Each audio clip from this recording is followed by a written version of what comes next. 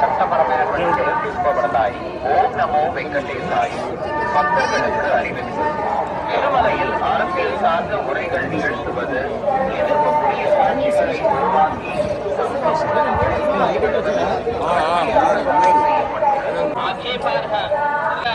ಜಾಲತಾಣಗಳಲ್ಲಿ ಪೋಸ್ಟ್ ಮಾಡುವುದು ನಿಷೇಧಿಸಲಾಗಿದೆ.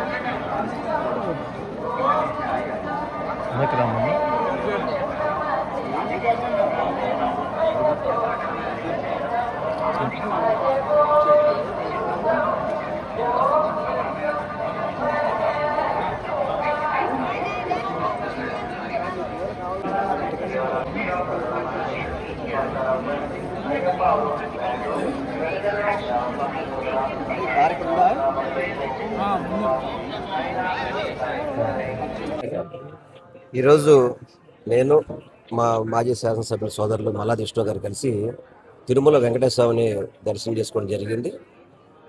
స్వామివారిని చూసి వారికి చాలా ఆనందంగా వారి యొక్క ఆశీస్సులు కోరుకోవడం జరిగింది.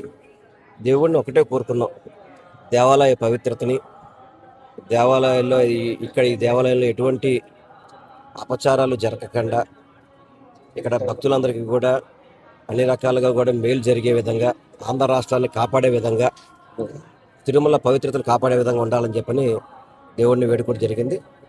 వెంకటేశ్వర స్వామి వారి ఆశీస్సులతో రాష్ట్ర ప్రజలందరూ కూడా సుఖ సంతోషాలతో ఉండాలని కోరుకుంటున్నాను.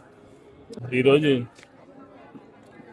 5:30 ప్రాంతంలో నేను మాజీ దేవాదాయ శాఖ మంత్రి వెల్లంపల్లి శ్రీనివాస్ గారు అందరం కూడా వెంకటేశ్వర స్వామిని దర్శనం చేసుకున్నాం.